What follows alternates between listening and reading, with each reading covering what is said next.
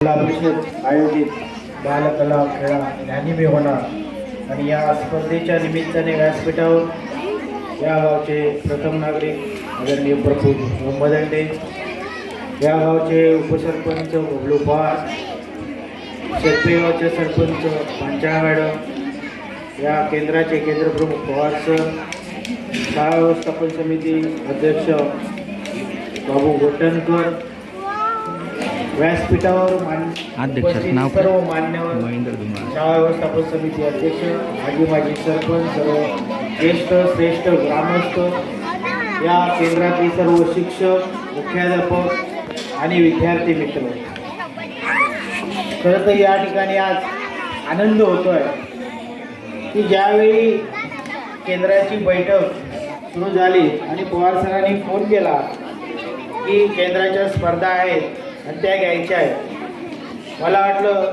सालाबादप्रमाणे ते शिडवणे ठरलं आहे असं म्हणतील अशी अपेक्षा होती, परंतु त्या ठिकाणी आणि त्याच्याही पुढे जाऊन त्यांनी म्हणाले की कुरघवणे खैराटला स्पर्धा घ्यायच्या आहेत. गेले 25 वर्ष गाव हा न्याहाळतो आहे आणि न्याहाळत असताना खैराट म्हटल्यानंतर मला पूर्ण दरा डोंगऱ्या आठवल्या.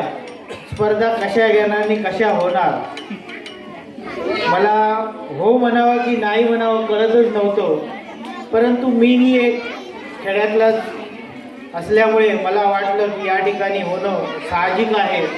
लोकांची जर महत्त्वाकांक्षा असेल तर ती पूर्ण केलीच पाहिजे आणि मग त्याला कोणतेही प्रयत्न करावे लागू देत. मी म्हणालो ठीक आहे चालेल. बाबूने फोन केला, ग्राउंडचं कसं करायचं, तुला जसं आवडेल तसं कर, आपण त्या ठिकाणी आहोत. कारण या विभागातले जे शिक्षक आहेत ते या विभागातच एकदा शेरप्यातून कुरगावण्यात चिंचवलीत असेच सगळे शिफ्ट झालेले आहेत. त्यामुळे सगळे जे शिक्षक आहेत ते आपलेच आहेत, काही अडचण येणार नाही. त्यामुळे बिनधास्त या ठिकाणी आपण घेऊया. खरं तर हा या गावात 25 वर्ष येत असताना थोडा आज भरून पण आलाय, मन भरून पण आलाय. कारण या ठिकाणी आम्ही या गावात पाण्यासाठी मुन्नीपेक्षा बदनाम झालेलो होतो. कारण किती करोडो रुपये आणले आम्हाला माहिती आहेत आणि एक थेंब पाणी देऊ शकलो नव्हतो दादा, बरोबर ना. आणि ज्या दिवशी रात्री मला वाटतं 12-12:30 वाजले होते, या ठिकाणी बोरिंग लागल्यानंतर ज्यावेळी बाबूने व्हिडिओ टाकला, गुरुजींनी फोन केला की 30 फुटावर पाणी लागलं. मी स्वप्नात आहे की प्रत्यक्ष बघतो आहे, मला कळत नव्हतं. कारण 30 फुटावरचं पाणी हे या कुरघवणे गावात स्वप्नातही नव्हतं आणि त्या ठिकाणी पाणी लागलं. हे पहिल्या पाण्याचं जे योगदान आहे हे बघितल्यानंतर खरोखरच समाधान वाटलं. कारण याचसाठी आम्ही या ठिकाणी अपयशी ठरलेलो होतो. खरं तर बराच वेळ झालेला आहे, विद्यार्थ्यांची मनस्थिती नाही आणि आम्हालाही यायला वेळ झाला, त्याबद्दलही दिलगिरी व्यक्त करतो. या ठिकाणी कुठल्याही शाळेतले विद्यार्थी जिंकू देत, पण ज्यावेळी 18-19ला प्रभागाच्या गुरुजी स्पर्धा होतील आणि त्यातून जी तालुक्यावरती जाणार आहेत, त्या तालुक्यावरती गेल्यानंतर जी चॅम्पियनशिप असेल ती या प्रभागाची असावी.